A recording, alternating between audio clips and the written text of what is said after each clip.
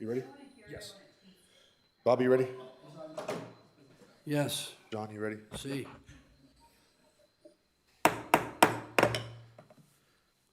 Good evening. We'll open the closed session of April 22nd, 2024. The time is 5 o'clock. Madam City Clerk, will you please call roll? Councilmember Duncan. Here. Councilmember Gardner. Here. Councilmember Thorpe. Here. Mayor Beaver. Here. Absent from tonight's meeting is Mayor Pro Tem Venable. Thank you, ma'am. Public comment. No comments. Thank you. At this time, we'll move into closed session. The time is 5:01.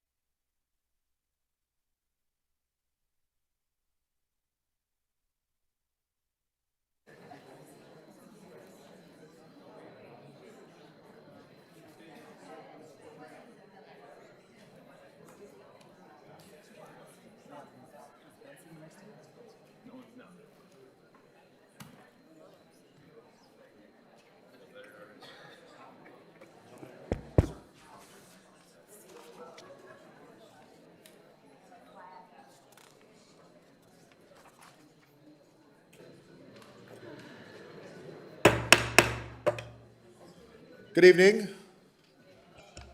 Welcome to the regular City Council meeting, Successor Agency meeting, and Housing Authority meeting of the City of Yucaipa, April 22nd, 2024. We will call this meeting to order. It is 6 o'clock, and I will ask that the City Clerk please call roll. Councilmember Duncan. Here. Councilmember Gardner. Here. Councilmember Thorpe. Here. Mayor Beaver. Here. Absent from tonight's meeting is Mayor Pro Tem Venable. Thank you, ma'am. And we actually already pledged our allegiance during our special city council meeting, but I don't think there's ever anything wrong with pledging our allegiance to the greatest flag in the world. So can we do that, Captain Walker, please?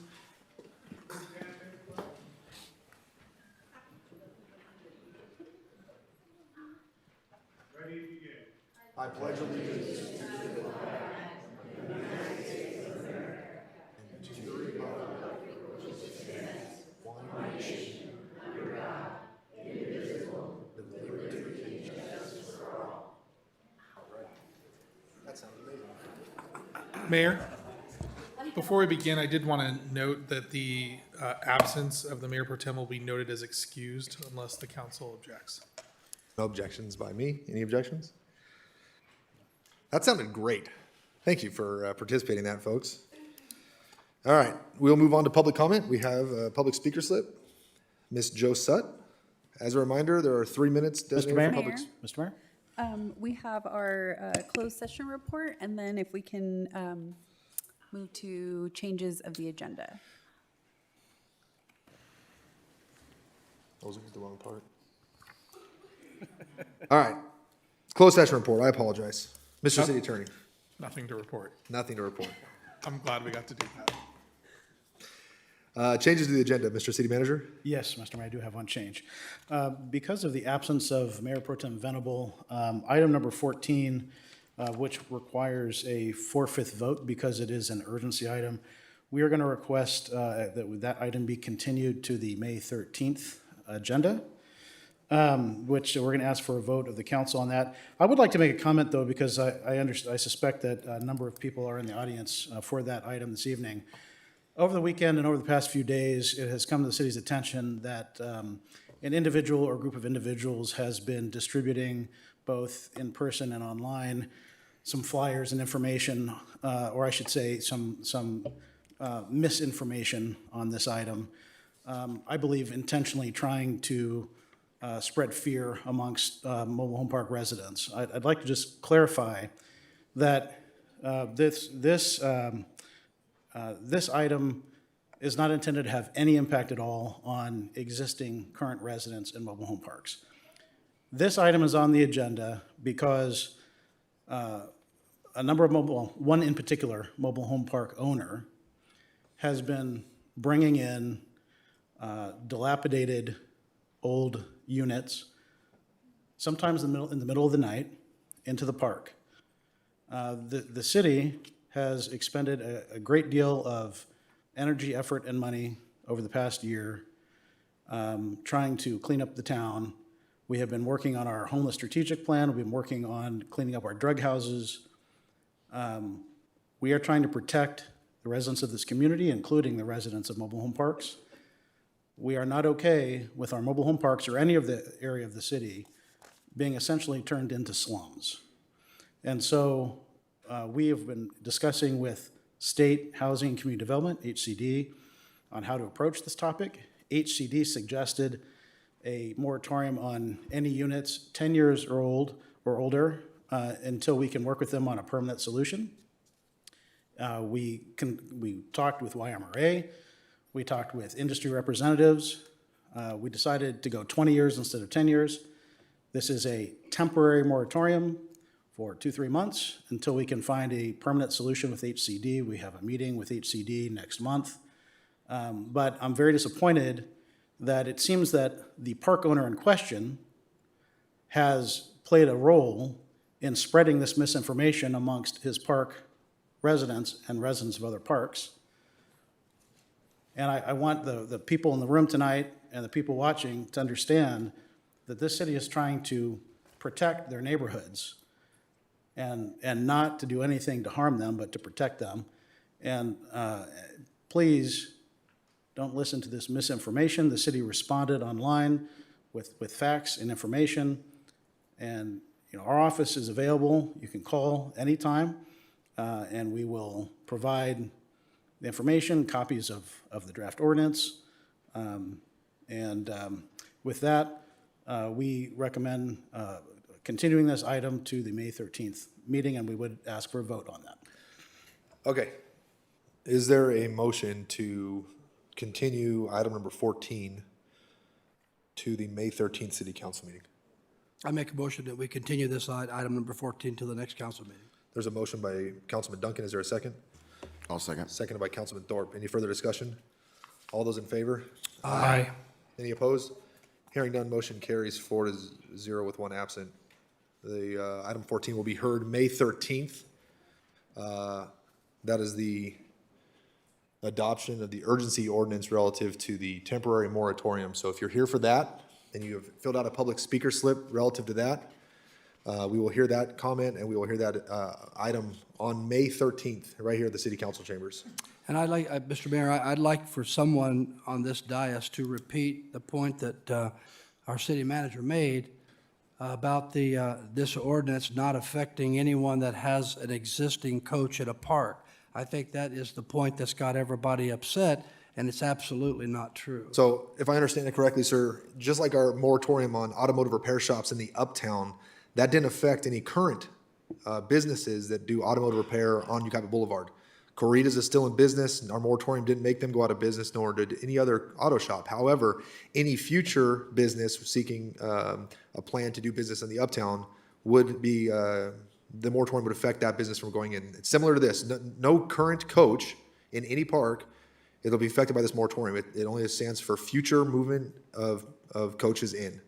That's correct. And again, what this aims to prevent in the short term until we have a long-term solution is park owners bringing in dilapidated, in some cases, these old coaches have been red tagged in their previous locations, have been brought in, and they do some minor repairs to them and then lease them out in the terrible conditions to a new tenant, in slum conditions. And but yes, this will have zero impact on existing residents other than hopefully prevent their parks from turning into slums. So the flyer indicated that the city of Yucaipa is trying to force out anybody that's living in a coach that's over 20 years old. Absolutely false. False. Okay, thank you. All right, public safety update. Captain Walker, let's hear about our police department.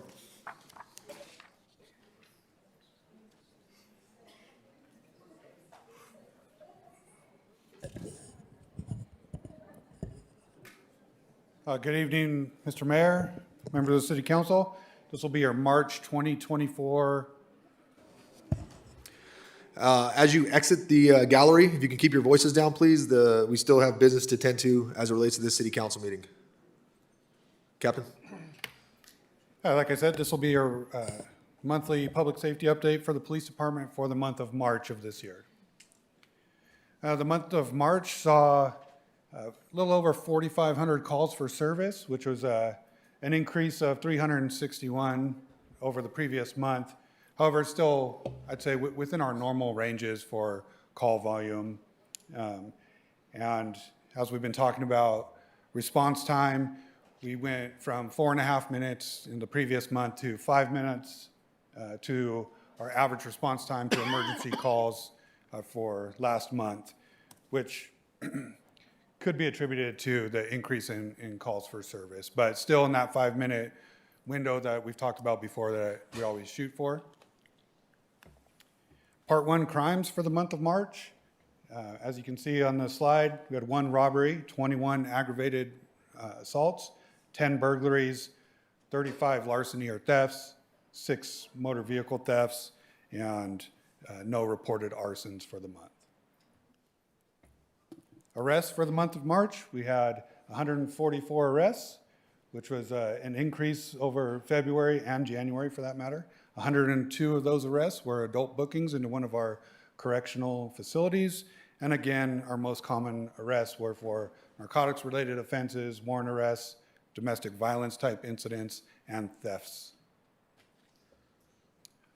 Traffic enforcement in the city, our traffic deputies, and collectively amongst all the deputies for the station, we wrote 313 traffic citations. We investigated 31 traffic collisions. We conducted 75 extra patrols in our reported problem areas. Again, when we attend these public meetings or we have interaction in the public, when people say they're having a problem on a particular street, we try to annotate that and have our traffic enforcement unit monitor those areas, spend some extra time in those areas. We conducted 2 Office of Traffic Safety operations. Again, those are state grant-funded operations. One was targeted towards primary collision factors, and the other was targeted towards DUIs. And then we had 6 DUI arrests for the month of March.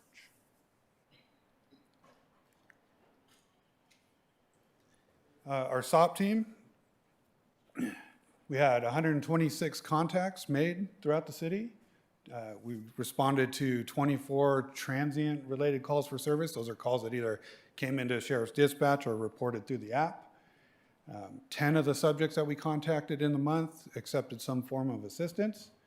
The team made 24 arrests. They issued 26 citations, and they towed 1 vehicle. The team conducted 114 business contacts. They did 24 targeted park patrols in some of the parks throughout the city, just showing the star and being out there, showing our presence in our local parks. And then they checked on 26 city-owned properties also throughout the community. They conducted 76 security checks at either red-tagged residences or vacant properties throughout the city. They continue to meet with our local business owners and managers and Through that, we've noticed an increase in our shopping cart-related theft, so we've really been trying to work with the local businesses to deal with that problem. And we got 5 of our local businesses to sign essentially like a letter of agency to be able to enforce the theft of the shopping cart on their behalf. So we have 5 of those forms now, and we're really making an effort to contact all the business owners who utilize shopping carts to get that form on file. So if it's after hours and we can't contact somebody from the business, we have the ability to take some type of action on their behalf. We did 5 SOP operations. So in addition to the team, we have some money through that SOP program. So where we basically beefed up our enforcement and we added to the team. So some overtime deputies added to the team, and we're targeting our hot zones or some areas where maybe we're having more problems. So those are just targeted operations out in the community. 3 new structures were red tagged. Our code enforcement officer, Diana Serrano, assisted with Caltrans with the cleanup of an encampment underneath the I-10 freeway, which I know had been there for a while. It had been an ongoing effort through Caltrans to get the court to authorize them to clean up that encampment. That finally came through, and code enforcement helped out with that, so that was good. Diana also conducted 2 drone flights in an attempt to locate some reported encampments in our areas that were harder to reach. So the drone proved valuable to us in that fashion. And then I have here a success story that I wanted to share. And I'll leave the names out of it, but I think it's important to highlight that the SOP team was able to contact a husband and wife who had recently found themselves in some unfortunate circumstance. They were living out of their car. They were spending a lot of their time at the Wildwood rest stop. But our team actually came into contact with them here locally at one of the businesses in the parking lot. They made contact with them and listened to their story. And these people were using their car as a means to work and try to make ends meet, but it just wasn't enough. They were doing Uber Eats and some of those other delivery type business ventures, but it just wasn't enough. And so the team, they listened to it, they really identified what their needs were, and they were able to get them a housing voucher at a motel in another jurisdiction, but got them housing for a couple of weeks. That 2 weeks allowed them to really, in their words, hit the reset button, kind of collectively come up with a game plan. And in that time, they were able to secure some job interviews, which they feel were very successful. They were actually asked back for follow-up interviews, and they were really happy, so much so that they came back into the city just to drop off a 2-page letter thanking the SOP team for their efforts and their understanding. And I really think it just highlights the great work that the SOP team has been doing since its inception. And with that, I'd be happy to answer any questions. Thank you, Captain.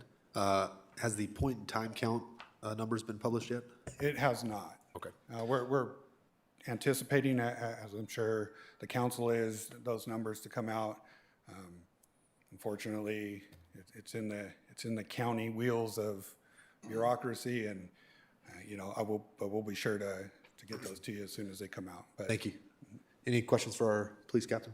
Just a comment. I appreciate that story very, very much. And that's exactly why we have the SOP team, is to make a difference in people's lives that need the help. And I appreciate that. A great report. Thank you. Thank you, sir. Yeah, I also have a comment. I just want to thank you. So I spent the last couple Saturdays looking for the homeless up and down the boulevard, in the back alleys. I did not find one. You guys are killing it, and I just want to thank you for that. And it's good to hear that you're using that drone. Yeah. Awesome. We appreciate it. Thank you very much. The team really is trying hard.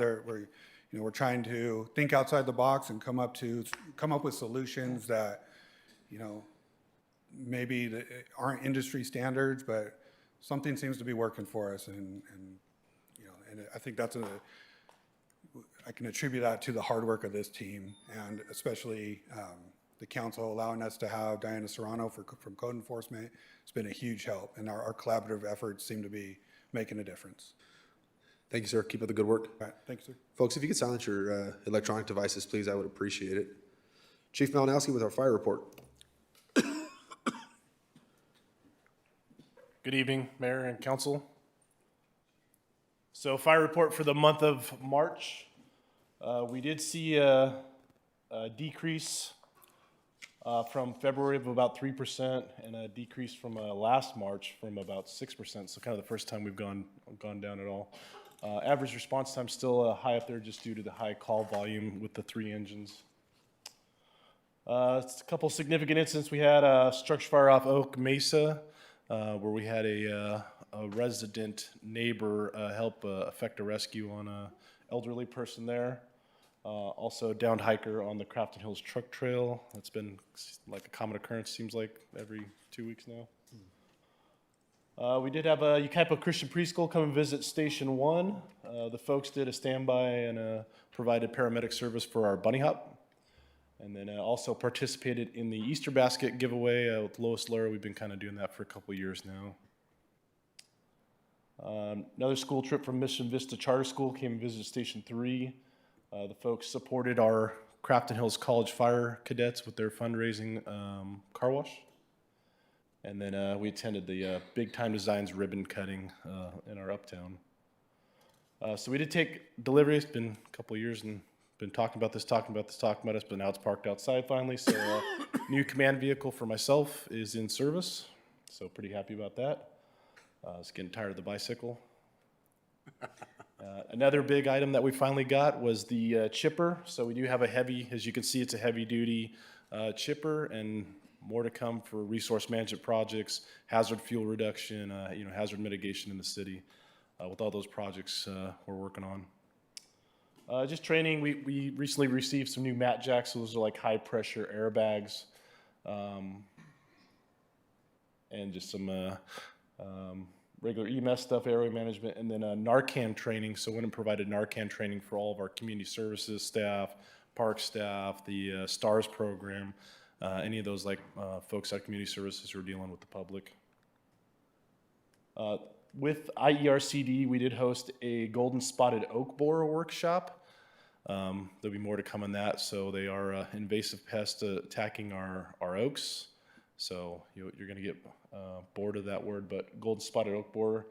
And then folks from CAL FIRE Sacramento came down and continued to do some more work for our paramedic program, building the electronic patient care report at no cost to us. And that's all I have for you, unless you have questions. The bicycle was part of our Go Green initiative, Chief. We appreciate your willingness to jump on that 10-speed. Frugal, not cheap. Frugal, exactly, yes. Any questions for our fire chief? No. Keep up the good work, Chief. Thank you. Code enforcement, Mr. Matlock. Okay, thank you, all Mayor and City Council members. Here is the Code Enforcement Division's kind of report. So we did have 113 new cases that were submitted, with 44 that were resolved by the end of the month. Key issues is overgrown vegetation, nuisances, trash and debris, health and sanitation, and business regulations. I did want to kind of highlight some of the different code activities that they do run into. So this was a property that was reported to us involving hoarder. That is a lot of debris, waste, food, mold, all along the entire house. And so some of the conditions that code enforcement does find themselves in, certainly if anyone has family members that they haven't checked on their condition in a while, they should be sure to do that as well. So then that way they're living in safe and sanitary conditions. As part of the code enforcement activities, they also conducted 256 different inspections, including 96 total citations that were issued. As part of it, they did receive $12,889 in citation fees. They did do a couple of chicken ranch inspections, kind of similar to that. They were also looking at waste, but trying to make sure that the fly population is down. And then also just doing individual inspections as part of our mobile home parks. And code enforcement itself has been pretty busy with dealing with a lot of different things. These are some inhabited trailers that have been kind of parked around on different properties and kind of out in the right of way. Certainly people storing, this is a private residence, storing a bunch of tires. And then certainly some vendors that aren't necessarily authorized were doing business, and so they're making sure that they're responding to those issues as well and have been busy throughout the month. And that concludes my presentation. Thank you, sir. Questions for Mr. Matlock? No. Nope. Thank you, sir. Keep up the good work. Now we're moving on to public comment. I apologize for being premature earlier. As a reminder, 3 minutes is designated for public speakers. If you'd like to speak, the public speaker comment slips are in the back. Fill them out, hand them to our city clerk. She'll make sure they get routed to me. Please be respectful of others. Mrs. Joe Sutt, followed by Mrs. Kathy Sellers. Good evening. My name is Joe Sutt. I live at 34111 Wildwood Canyon Road, space 117. And as of yesterday, I was prepared to address item 14, but I suspected this morning it was going to be continued. So I've amended my comments to the interim between now and the voting time for 14. I have to tell you, when the moratorium was first presented to me as a representative of YMRA, I had given it very little thought, and I had no objections. On the surface, it seems pretty simple. Bring in newer homes to replace those older homes that are removed for a variety of reasons. It would upgrade the mobile home park communities and improve the aesthetics of the city, right? Sounds simple. After a good deal of pondering, consulting, inspecting, and otherwise researching, I have changed my mind. It is definitely not so simple. There would be far more repercussions than I had originally imagined. A complete explanation would be quite lengthy and involved, so I'm relieved that this item has been tabled for a short time. However, a delayed vote alone would be of no value. What needs to happen is an actual in-person investigation, a compilation of numbers, codes, and regulations culminating in a formal report by city staff would, I believe, not be adequate. I urge council members to venture out into the city and personally tour some of the recently renovated homes and speak with the owners of the parks and any others who actually performed those renovations or who are impacted by them. My short explanation would be that if work on the homes is being properly permitted, inspected, and approved by the city inspectors, it should be, I would think, at the very least acceptable by city standards, regardless of the year of manufacture. The board members of YMRA were discussing the pros and cons of a moratorium when Mr. Chen offered to give us a tour of 2 of his renovated coaches. We were all pleasantly surprised that he showed up, and we were grateful to have an opportunity to see them for ourselves and to ask him and his manager questions face to face. He assured us that he would be absolutely available to any council members and city staff on the same kind of fact-finding excursion. I urge you to go either individually or as a group and check it out for yourselves. We also fielded a lot of wild and crazy responses to that information that went out, and people just get frightened. They get frightened and they invent a lot of things in their heads. And I don't know where that came from, and it was ugly, and hopefully more interchange between the city and the people would help. I'm hoping that's what our new committee will do. Thank you for your comments, ma'am. Thank you. Mrs. Kathy Sellers, followed by Dr. Hanson Wong. Sorry, I pressed the wrong one. Hello, Kathy Sellers, District 1. I'd like to comment. It's not your fault. It's my fault. You're tired of hearing me. All right, there you go. I'd like to comment tonight on the fact that the recall lawsuit was still being discussed in closed session tonight by City Council. This matter has become well-known throughout the state, and I've received inquiries from interested parties from other states as well.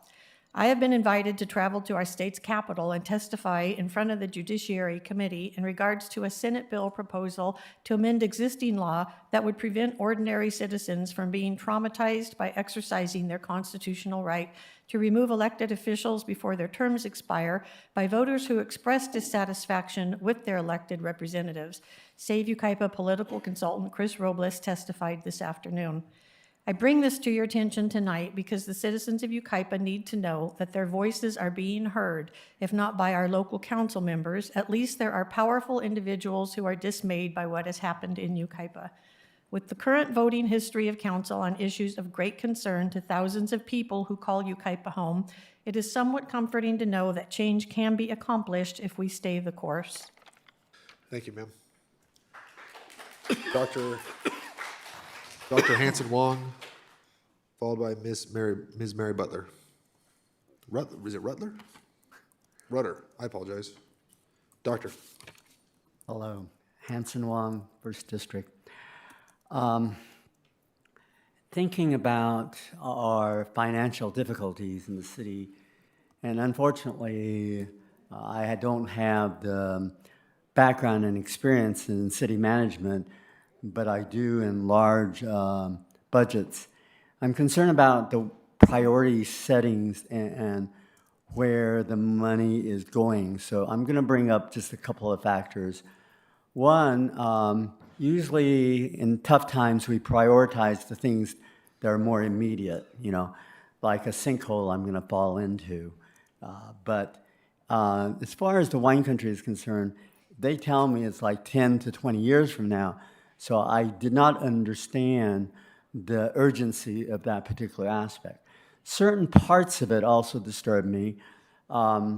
They did a poll that I didn't necessarily agree with how it was set up, but when the poll came back that the majority of the people did not want the wine country, basically it wasn't commented on and it wasn't used, and so I felt, it's just a waste of money, why even get the poll? The other thing dealing is the financial impact. Financial impact varies according to economics, and it didn't have any variance. It only gave them the commercial portions and how much money we would make, did not discuss what it would cost us in the way of having a certain amount of homes and the first responders and the infrastructure and so on. I've been told that more cluster things are, the greater the amount of houses in a particular area, it requires more city services, and sometimes it's recouped. A lot of times it isn't recouped. And I had some concerns about that portion as well. We spent a lot of time, we had 3 meetings, we spent a lot of time in looking at this thing yes, we listened to you, but, it doesn't matter. We're going to vote on it. And that's only my perception. I could be absolutely wrong on this particular part. So I felt that we could have done better as a city in focusing on the things that are problematic right now as a financial burden. The other thing I was concerned about is the purchase of the 80 acres. Not purchase, but loan on the 80 acres. If we truly have problems with the money, I realize we needed some place to invest that particular money, but real estate goes up and down, and it's not always the safest thing. Thank you. Bye. Thank you, sir.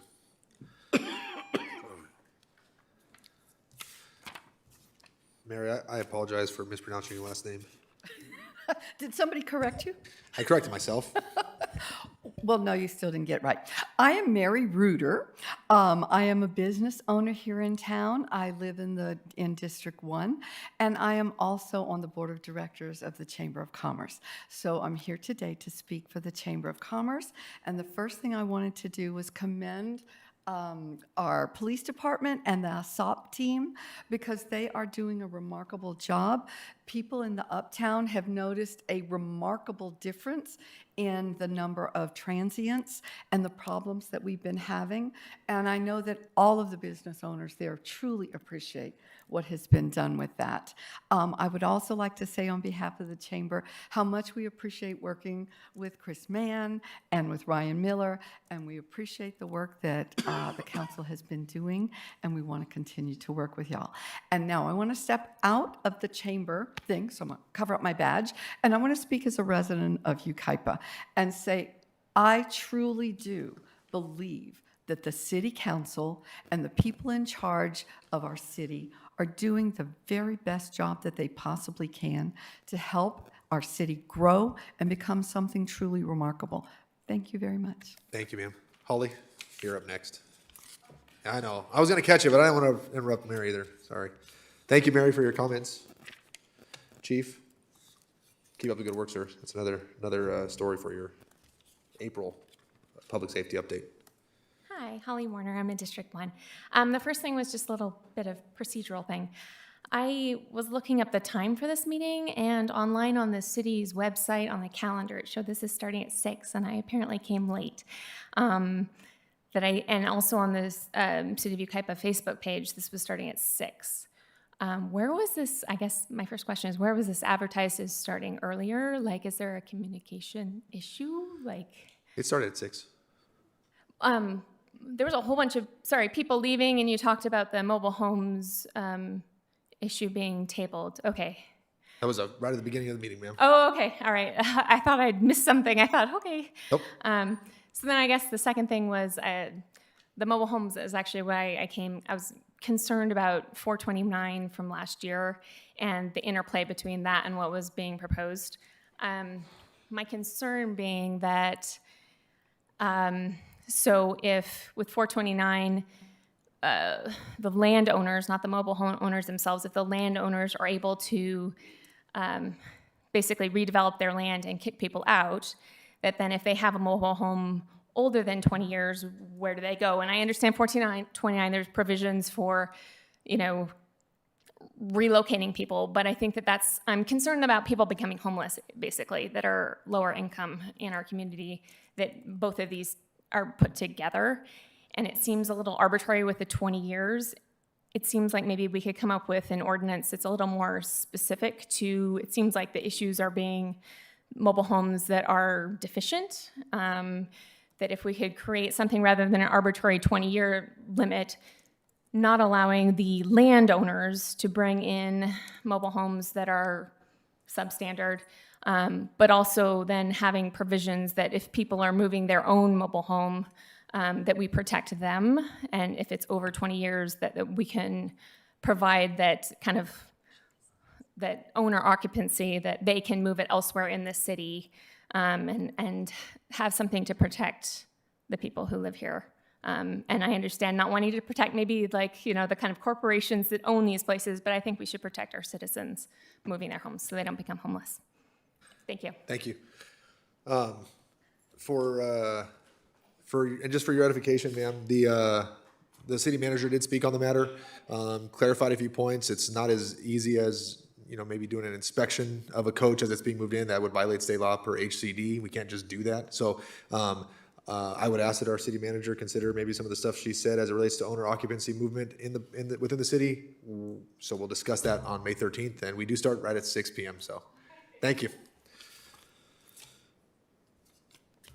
Any more public speaker slips, ma'am? All right.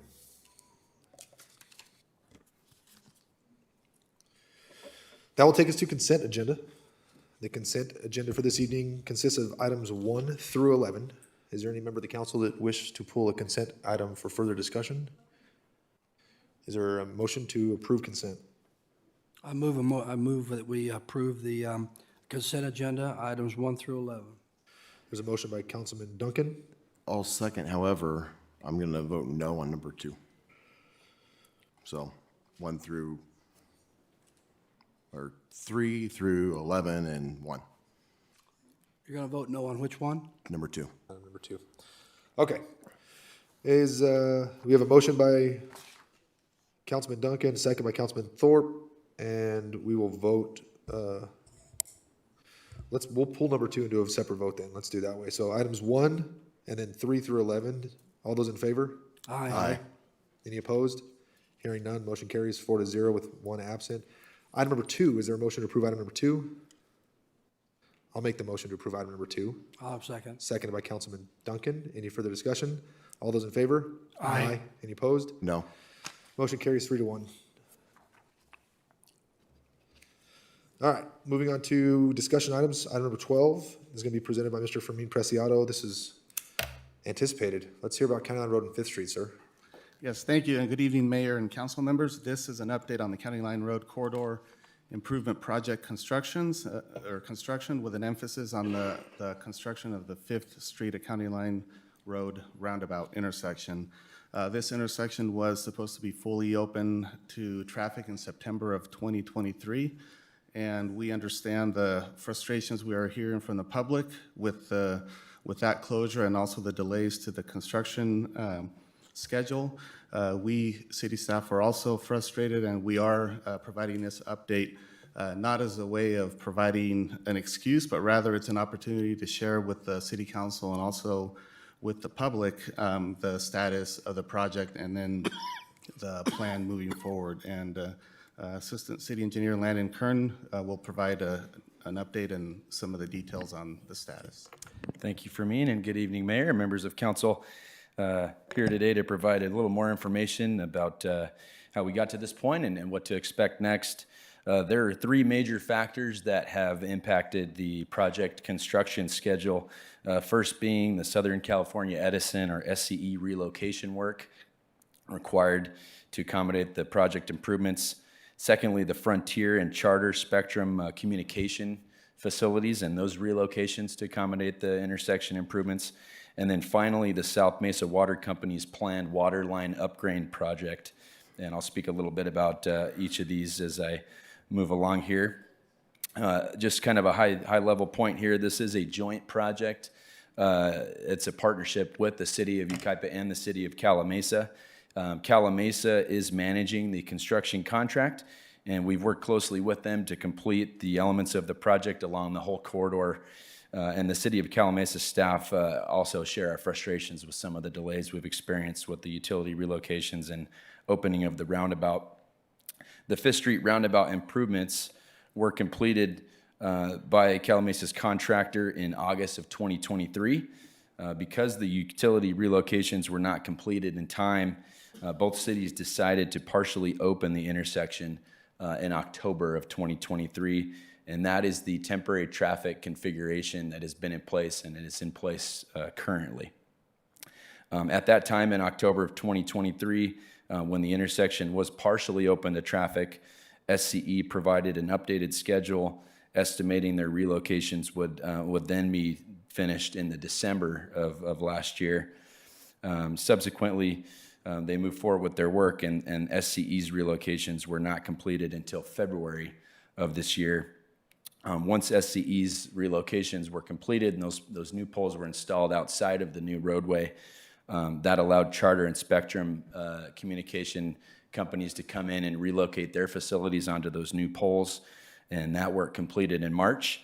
And so at that point, just about a month ago, the obvious above-ground utility poles and those facilities in the new sections of the roadway were taken care of, which of course leads us to that question: why is the intersection still closed? Why is it not open fully to traffic? And there are two reasons for that. First being the South Mesa Water Company's water line upgrade project, and then secondly, some potholes and pavement failures that we've observed. Firstly, South Mesa Water Company was supposed to construct their new water lines as a part of the roundabout construction project and the whole corridor project. And due to material shortages, the South Mesa Water Company cannot start their project until June is their new estimate. There's some 16-inch valves and other equipment that's been ordered, but it's not supposed to arrive until June. And we can't wait any longer for that water line project. So the city of Yucaipa and Calamasa are moving forward to open up this intersection as soon as possible. The second reason delaying the full opening of the intersection is due to pavement failures in certain areas within the intersection. These spot failures have occurred because that final layer of asphalt has not been constructed to seal the street off. Typically, that final asphalt layer, that cap, is not constructed until all of the utility work is complete to minimize removal and replacement of a new roadway that was just installed. So some asphalt repairs need to be completed prior to opening. The contractor started asphalt repair work today. Asphalt testing and repairs will take approximately 2 weeks to complete, and therefore our target is to open up the intersection to traffic on the week of May 13th. Although Fifth Street will be open, there is additional work that will be taking place along County Line Road between Fifth Street and Douglas, primarily associated with the upcoming water company water line upgrade project, replacing some of those old water mains. Once all of the work is completed along the corridor, County Line Road will be repaved from Bryant all the way to Calamasa Boulevard. as a part of Yucaipa's pavement management program, and that will, of course, incorporate Calamesa's fair share for their portions of County Line Road. That concludes the update, and Fermin and I are here to answer any questions that you may have. Thank you, Landon. Questions for city staff? I do. You said that they're going to address the pavement failures in the intersection, but as you're traveling east, going from the freeway up into town, just as the delineators are starting, you have two areas that I noticed today are starting to develop.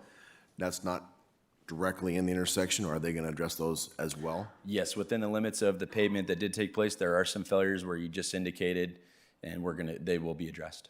Okay, thank you. So the areas outside of the limits of the intersection improvements will be taking place either with asphalt repair on call work or with the upcoming, the rest of the corridor repaving of County Line Road that will take place once all the work is completed will be a part of the city's annual pavement management program. Sure. And that will be accomplished for the sections that are outside of the new intersection improvements, including Fifth. Okay, no, I was just thinking about the approach going into the delineators because it's a pretty decent size area where on each track 1 and track 2 of your tires, most people are going to hit them. They hit 2, then they hit 2 more right after that. And I don't know if it's because of commercial vehicles going through there. I did observe a very large commercial semi and trailer with a big load of metal beams or something going up into the city last week. Those trucks are hard on pavement even when it's at its top level. So I don't know if it's because of that or just because we have a lot more traffic through there now. I don't know, but it just seems like we keep having these failures over and over again after it gets patched. Is there a change order that's going to be coming our way as a result of more costs to get the roadway to where it needs to be? I mean, I'm sure I'm not the only one frustrated the fact that more money is having to be spent on a project that was already allocated for because of the delays of third-party utility contractors at no fault of the city of Yucaipa or the taxpayers therein. Are we going to be voting to approve a change order and spend more money on this intersection? Before we complete the asphalt repairs, there is some testing being performed at a couple different areas to just confirm and identify what the cause of those problems are.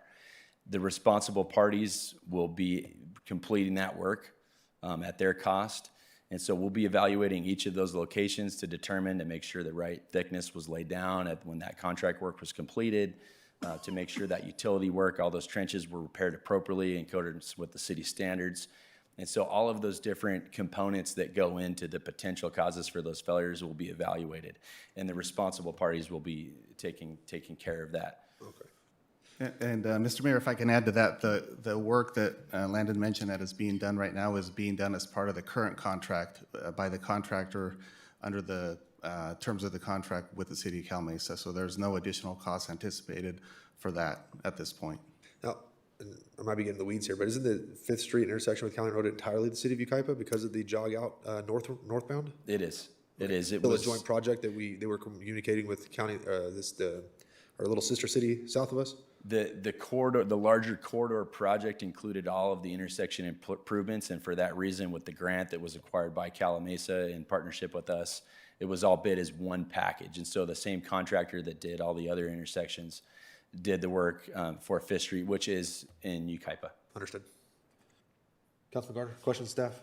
No, I'm good. Perfect. This is a receive and file, but we'll vote on this. Is there a motion to accept the report? I'll move. Motion by Councilman Thorpe. I'll second. Second by Councilman Garner. Any further discussion? All those in favor? Aye. Any opposed? Hearing none, motion carries 4-0 with 1 absent. Moving on to item number 13, Mobile Home Park Committee appointments. This is by our Assistant City Manager, Ms. Jennifer Crawford. Thank you, Mayor and Council. Back in November 2023, City Council decided on the formation of the Mobile Home Park Committee.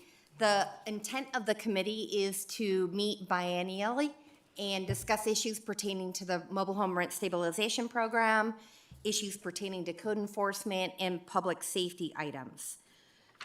The committee is comprised of 7 members, of which 5 are mobile home park residents that are under rent control, and 2 that are, can you put that out? Mobile home park owners or their representatives, and they do not need to live in the community. meaning the mobile home park owner or their representatives. So we have received 3 applications in the upper category that require 2 positions to be filled. Mitch Emerson, he's an actual owner of Valley Breeze Mobile Home Park, and prior to his ownership, his parents owned it, so he's been in the city of Yucaipa for quite some time. Richard Hess is a park owner representative for Mr. Jim Chen.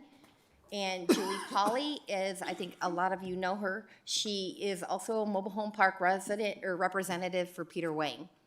For the park residents, we have received 4 applications, and all 4 of these residents actually are in the rent control program, which means they own the title of their coach. It was specified that residents did need to be coach owners and not just renters within the park. There are 5 vacant positions, so what we will do is, after appointments this evening, we'll refly that additional resident vacancy. So the city staff is requesting that you consider and review the applications before you this evening and appoint 2 of the applicants to the park owner or owner representatives, and up to you if you want to fill all 4 of the 5 vacant positions for the residents. That's all I have, unless you have any questions for me. Thank you, ma'am. We'll take it one at a time. Is there any questions for city staff first? No questions? All right. Let's take the park resident application first. Is there a motion to approve any or all of the 4 applicants? to the Mr. Mayor, 5 vacant? we do have public comment on this item.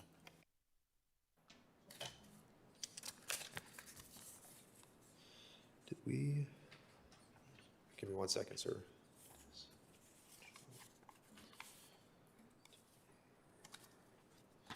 All right. We'll start with the park resident applicants first. Pettis Huntington, followed by Ms. Josette and Tony Slake. So Pettis, we'll start with you, ma'am.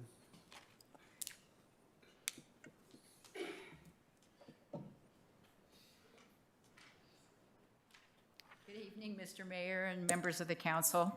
I'm not a public speaker, and I have to tell you, I'm terrified and nervous right now, so if I stumble over my tongue, please give me some slack there. My name is Pettis Huntington, and I am a 20-year resident of Yucaipa and a 15-year resident of Northview Mobile Home Park. And I am also here as an applicant for the Mobile Home Park Committee. And at first, the proposal, I was so excited because of the promise of meaningful and productive discussions impacting mobile home parks. However, I have to admit my dismay at the recent changes that I perceive of the criteria for applicants, particularly the inclusion of individuals who don't even reside in Yucaipa, such as Julie Polly, who is a lobbyist for WMA, and her WMA advocates for the abolishment of rent control.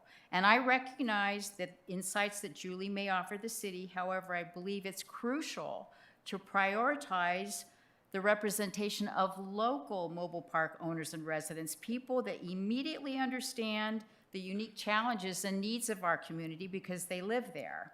Mobile home residents are often, and I have felt this over many years, that we are perceived as less than or adversaries, which we are not, but in reality, we're just trying to strive to uphold, maintain, and improve affordable housing for the families and seniors that live in this community, especially considering the alarming disparity of affordable housing in the entire state. I trust that Julie will continue to provide input to the city on matters concerning rent control, but for the Mobile Home Park Committee, I feel it is imperative that the voices of those directly impacted by the decisions are heard. Therefore, I urge you to nominate the 2 local mobile park representatives who authentically embody the essence of home living, of living here, and are deeply interested in this community. They work, they eat, they dine, they work with businesses, and they interact with mobile home residents and other park owners on a daily basis. Somebody from the outside may not have the same, can't think of the word, but the same acuity to deal with that. So as representatives of your constituents, I implore you to consider the genuine perspectives of people like myself who may or may not be appointed to the committee after I'm speaking tonight, but I want to have a genuine discussion and hear both sides before any decisions are made as far as rent control and the issues that parks believe in. Okay, thank you. Thank you, ma'am.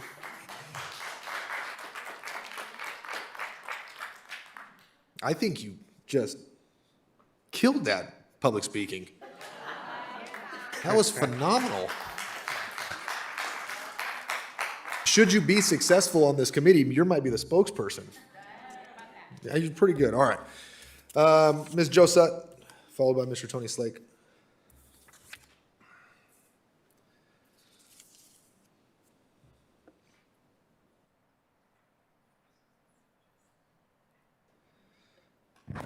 Good evening again. You guys know who I am, and I already gave my address, so I won't do that. I am one of the applicants to be considered for placement on the proposed mobile home committee. I was, and I still am, encouraged by the city's decision to create a committee for the purpose of exploring mobile home issues. This has long been needed, and I really remain cautiously optimistic. The initial action of simply filling the seats of this committee presents a valuable opportunity for the city to demonstrate a genuine commitment to nurturing a cooperative climate in order to facilitate an effective exchange of ideas. When I read over the agenda item, I was at first pleased to see the balance of park owners, representatives, and resident candidates listed. I was also, however, quite shocked to see Julie Pauley listed. While Ms. Pauley is undeniably a knowledgeable person and she's very articulate, she is, however, a professional lobbyist for and an employee of WMA, Western Manufactured Housing Administration. WMA is a huge, powerful group that represents and advocates exclusively for the interests of mobile home park owners and big investors statewide. Their ultimate goal, according to their literature, is to, quote, abolish rent control, unquote. They send representatives to cities around the state whenever there's some challenge to the local rent stabilization ordinances.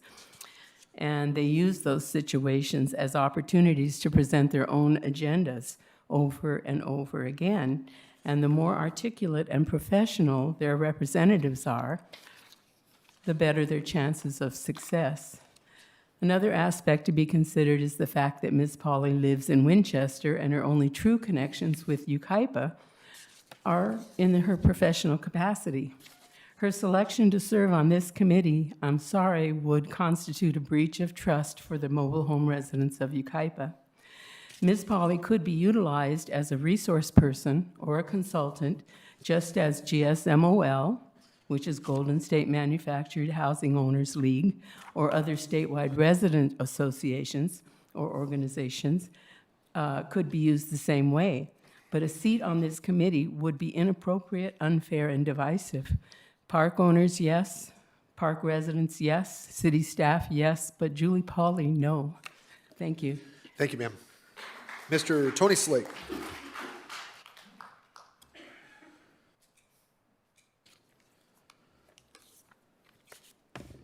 Good evening. Tony Slake, 33600 Calamasa Boulevard.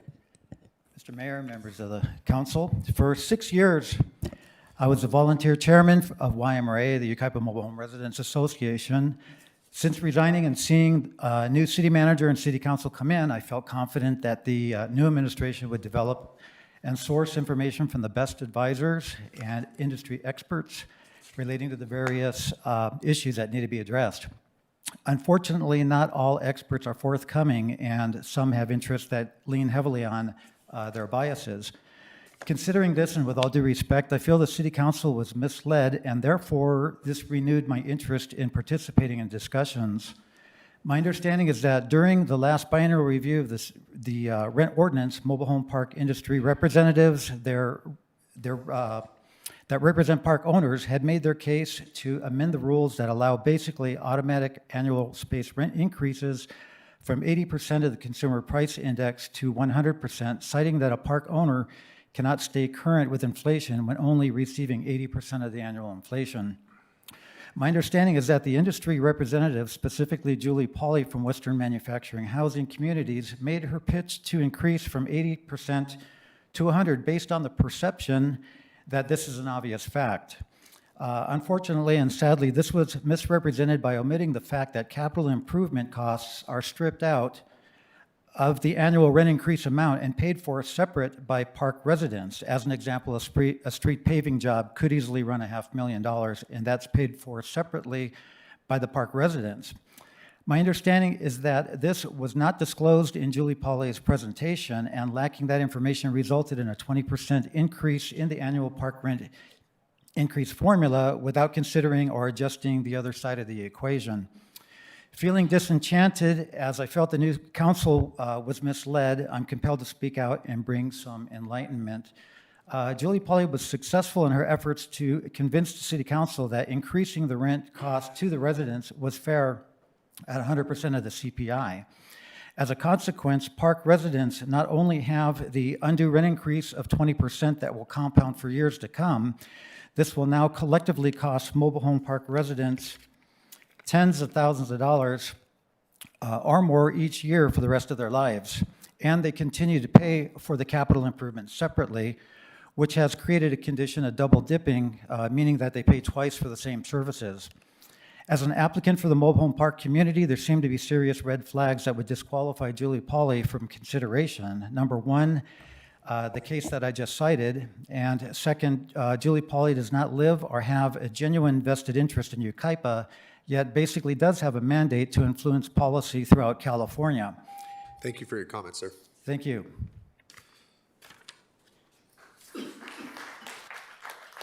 Mr. Richard Hess, followed by Ms. Julie Pauley.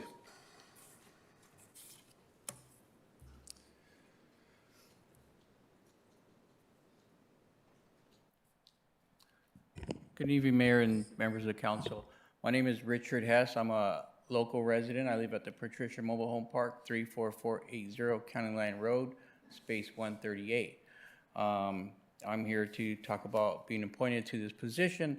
I'm very excited about it. I love my city and I love my job, and I think I could be very valuable to the committee. Just a little bit about me. I have 18 years in property management experience. 10 of that's within mobile home parks right here in the city. So I've dealt with the city staff. They know me. They know that I have a reputation for being a reliable, fair, decent guy. I've also have the unique experience that I've worked for a local municipality for, which seems like another lifetime, for 10 years behind the engineering counter. So I just really look forward to this. I just really think that my presence on the board could help foster a better relationship with the city staff. I think sometimes our company gets a little bit of bad rap, or get a little bit of bad reputation. I would like to hopefully change that. Hopefully the city staff could work with us, and I think this committee will help me and help us achieve that goal. Thank you.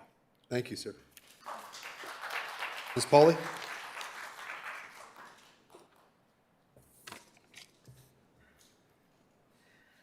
Good evening. I'm Julie Pauley with WMA. I wasn't prepared for the annihilation there earlier, but I had concerns when this committee was formed that only local managers would be qualified to serve on the committee, and that might put them in a position that they might not be able to address issues that are industry-wide or in other jurisdictions, or how other jurisdictions have dealt with some of the issues that Yucaipa is dealing with. And so I made the case, and you broadened it to allow for park owners to have representatives that don't live in Yucaipa. That doesn't mean that we don't care about Yucaipa's mobile home parks. It's my job to care about Yucaipa's mobile home parks. And so I bring a vast knowledge and experience of what has worked and what hasn't worked. I want to keep the parks viable and open. You have a whole plan to close 7 mobile home parks because they aren't, because of the blight and the crime in them. I want policies in Yucaipa that keep the parks viable with low predictable rent increases. I have not ever one time advocated for getting rid of the rent control ordinance. While I have made suggestions on how to make it better for all stakeholders, this is a committee for the parks, all of the stakeholders and the city, and I believe the industry should be represented. And that is why this council expanded who is allowed to serve on it, to allow for representatives. I'll go in. Nothing makes me more frustrated as an industry representative when resident advocates scare people in mobile home parks that they're going to lose their homes if they don't show up at a city council meeting, if they don't write a letter, because they're all going to be homeless if a certain policy is passed. And to hear that a park owner is partaking in that behavior is really objectionable. Park owners in Yucaipa that are part of my association follow the law, they've pulled the proper permits, they put good housing in this community, and I was all prepared to support item 14 and working with your staff. And I think that's the relationship I want to move forward with, is one where we get problems solved together. So hopefully you'll support my application to be included on the committee. Thank you. Thank you, ma'am. All right. I apologize for overlooking the public speakers. So let's, we'll do the park residence applicants first. Is there a motion to approve one or all of the resident applications? There's 4 and there's 5 positions. I move we accept all 4. Motion to accept all 4. Is there a second? I'll second. Second by Councilman Garner. Any further discussion? All those in favor? Aye. Any opposed? Hearing none, the motion carries. Congratulations to the 4 of you and welcome. I think we're like, last I checked, we're the top 3 in the state of mobile homes in a city. So certainly, you said it exactly right. You are a member of our community, whether you live in a mobile home or a traditional style structure. And so your input, the communication we have is critical, and I'm very thrilled that we have this committee now to be a conduit of communication between your government and yourselves. Okay, moving to the park owner and owner representative applicants. Is somebody want to make a motion? I'll make a move motion that for we Mitch. accept Emerson and Polly. Motion for Emerson and Polly by Councilman Thorpe. Is there a second? I'll second. Seconded by Councilman Garner. Any further discussion? All those in favor? Aye. Aye. Any opposed? No. All right, is there a second motion for the park owner representative applicants? Mr. Mayor, if I may, one idea, if the council is kind of at an impasse on this item, it's within the council's prerogative and jurisdiction to change the makeup of the committee.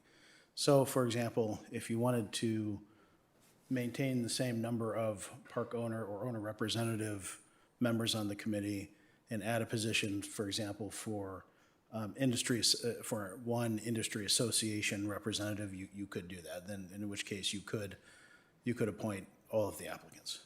And just to clarify, this is an advisory committee. This is not a policy-making committee. It's not a commission. Correct. Okay, so for those in concern, your elected officials on the council will still be the one hearing any ordinances that come before council with recommendations from this advisory committee. This isn't going to be a committee that will set policy. As I said previously, it's intended to be a conduit of information, or excuse me, a conduit of communication between your elected officials and the members of the mobile home parks in our community. Okay, so the motion then, I guess, would be, and I think Councilman Duncan just made the motion by supporting the recommendation of staff, is to motion approval of Mitchell Emerson and Richard Hess as the park owner representative applicants for the 2 vacant positions, creating a second industry representative that brings the vast knowledge on industry standards region-wide, as quoted by Ms. Polly. Is that your motion? That is in fact my motion. Is there a second? I'll second. Seconded by Councilman Garner. Any further discussion? All those in favor? Aye. Any opposed? Hearing none. All right. Ms. Assistant City Manager, we're going to fly that position again to try to get an applicant for the vacant. Yes, sir. Perfect. For those of you who are not in the audience, if you know a neighbor, know a friend, somebody who might be interested and you think is sound judgment, common sense, and they exercise logic and weigh the law, tell them to apply. Let's get some more people on that committee. Item number 14 has been pushed till May 13th, so we'll move on to item number 15. This is a public hearing, so we'll announce the time as 7:07 p.m. And this is for the user fee schedule update and landscaping fees. Mr. Phil White, our finance director, will present this. Sir? Thank you, Mr. Mayor, members of City Council. Item 15 is a public hearing related to the comprehensive user fee schedule. There are a couple of items included too, and these are modifications to the existing comprehensive user fee schedule. Relatively insignificant, but the first item deals with the landscape fee component of the comprehensive user fee schedule. Up until this point, it's been 1 or 2 rows, just as a per hour amount. The per hour charge is still intact. We haven't changed that fee. But as we get ready to implement our new licensing and permitting software, we needed to make modifications to the structure of how those fees are rolled out. So we have included in this item are 2 pages of clarifications related to the landscaping fees. And these are kind of standard requests that come in. So they're things like commercial, industrial, residential, and they're landscaping fees associated with the anticipated number of hours to process those requests. And so that's the clarification that's included in this item. So it's still $113 an hour, as it always has been. It's just 2 pages of clarification so that we can roll that into our new software. And then the second item is a bingo fee. That's been in existence, but hasn't been added to our comprehensive user fee schedule. So this item is also adding that bingo fee in. This item, what we're asking for is council to approve the resolution 2024-07 that is also included in your packet. And I'd be happy to field any questions that the council may have. Thank you, sir. Questions for city staff? Public comment slips, ma'am? No? Sorry. You didn't have any questions, right? No. All right. No need for an applicant rebuttal then, we will close the public hearing. The time is 7:09 p.m. Council discussion. We'll start right to left. Councilman Duncan, thoughts, comments, questions? Move approval. Councilman Thorpe. I'll second. Seconded by Councilman Thorpe. Councilman Garner, got anything to say? Nope. Nope. Any further discussion? All those in favor? Aye. Aye. Any opposed? Hearing none, motion carries 4-0 with 1 absent. Councilmember reports. Any member of the council have anything to report? No? We have our Music and Arts Festival, May the 3rd and the 4th. Indeed we do. 2nd and 3rd, 3rd and 4th, 3rd and 4th. Green today. It's the beautiful Green Valley, is Yucaipa. Did you know that? See how we did that there? We've had to push, I think, because of a quorum, our vector control committees, but just as a reminder to anybody who's listening, we had a very wet winter. There's a lot of puddles and standing water around your house. Check it. The mosquitoes were horrible last year. I anticipate they're not going to be any better this year. In fact, I anticipate they're probably going to be worse as a result of the very wet winter we had. So mitigate your vector on your own. The county, and they're busy chasing oriental fruit flies, so I'm not sure they're going to be coming around too much for mosquitoes, but just be on the lookout. Mitigate your standing water, because I've already found two pretty significant water puddles on my property where there was already larvae in there, so they happen quick. So mitigate that in a way that is safe. Mr. City Manager, do you have any business to report? Nothing else. Thank you, sir. All right, then we'll announce that the next city council meeting for the city of Yucaipa's Housing Authority and Successor Agency will be Monday, May 13th, 2024. With that, thank you for participating in your government, and we will adjourn. God bless everybody.